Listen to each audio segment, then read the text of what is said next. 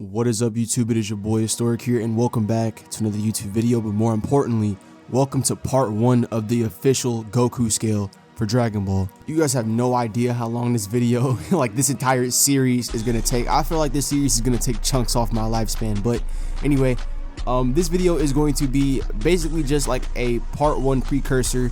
It's going to be me just explaining the common ground side of the Dragon Ball scaling, meaning it's going to be scaling that all incarnations and all continuities share, meaning Super, GT, the movies, all these continuities will share this borderline piece of scaling. And then in the next parts we'll branch off and go into different continuities and different sections of the Dragon Ball story. So like I said, in this video we're going to be talking about common ground scaling. So we're just going to be talking about the basic fundamental parts of the Dragon Ball cosmology, and then we're going to be branching off into other continuities.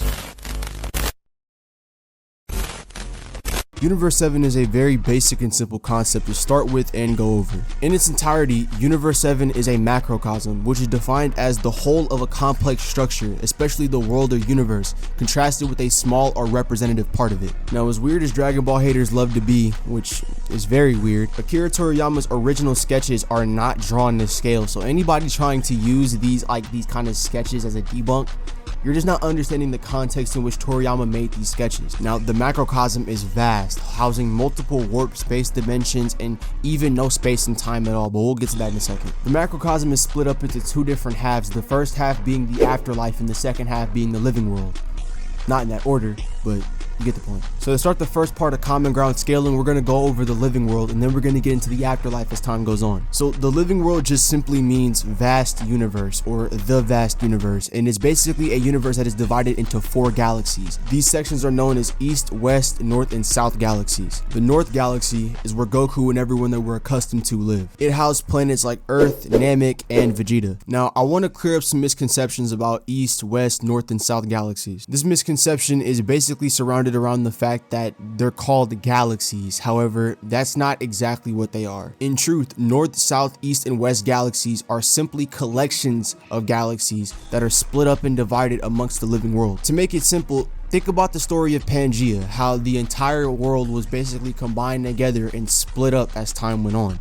That's kind of what the North, South, West, and East galaxies are. As stated in Daizenshu 4, the universe is an endless expansive space wrapped around every celestial body that exists in the living world.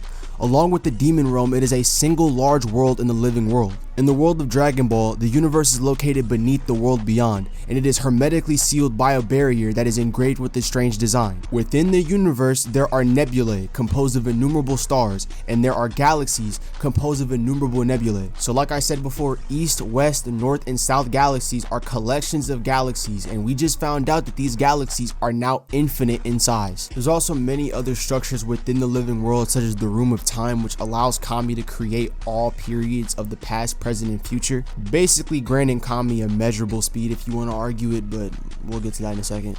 The living world is completely vast and filled with infinite structures on top of infinite structures on top of infinite structures. Not to mention the literal statement made by the Daizenshu stating that it is completely endless and infinite. Also want to point something else out. There is a fat upscale between our world and the Dragon Ball world. So when you see things like Earth and other planets, again, using the real size of Earth is a good borderline estimate, but again, there's an upscale, a giant upscale, meaning them destroying a planet could equal up to them destroying a star, or them destroying a solar system could equate up to them destroying a galaxy in terms of versus battle wiki systems. Like, that's how vast the Dragon Ball world really gets. Like, one galaxy is enough to encompass the entirety of a universe just inside of it. Like, East Galaxy could hold the entirety of a universe in it. Not the Dragon Ball universe, but like our universe, due to it being infinite, if you catch my drift. Now, let's talk about the certain characters who have feats and statements that would lead to the idea of them destroying the entirety of the universe. And the first batch of statements come from the Namek saga, or the Frieza saga, or whatever you want to call it. But look, the whole idea of Frieza being universal because of the anime statements and the manga statement is just not viable. While it's true that Frieza will bring about the end of the universe if Goku continues to let him run rampant, that does not mean he's universal, because the criteria to be universal would mean to significantly affect, create, or destroy said universe or said thing. And Frieza cannot demonstrate power on a scale that high, or high enough to where it would be significantly affecting. What I think this statement leads to consistently is just the idea that Frieza will go from planet to planet, galaxy to galaxy, taking over one by one by one. Now, again, that is still an affecting of the universe, but it's not something that's happening all at once. It's something that's happening gradually over time. Now, we're going to jump from the Namek saga all the way to that of the Buu saga, and I'm going to talk about this as well. Kid Buu openly has a statement about him being able to make the entire universe go poof. Now, even if you want to use other translations from other mangas or other kind of like translations of the manga, the Viz is the most consistent, and more importantly, when you translate the raws, you get that exact translation, not poof, but something that implies that. And seeing as how Goku said he'll make the entire universe go poof, this just simply implies that Kid Buu will be able to do this all at once, implying that Kid Buu is universal to low multi. Now, where is the range in terms of scaling for the living world? Well, I thought you'd never ask. Due to what I just mentioned about living world and how vast it really is, this would easily get the scaling of the living world to that of high multiversal. Not to mention the living world houses the dead zone, which is literally created by someone else's key and also is stated to be a hyperspace, which for those who are not informed is a space of more than 3 dimensions. The Room of Spirit and Time also functions on a completely different time and space scale than that of the living world, so that just also showcases one more sign of another space-time continuum. And by the way, there is not only one hyperbolic time chamber, there are multiple. Now that's just the basic explanation for the living world. What we're about to get into right now, whole different ballpark. This is the afterlife scaling.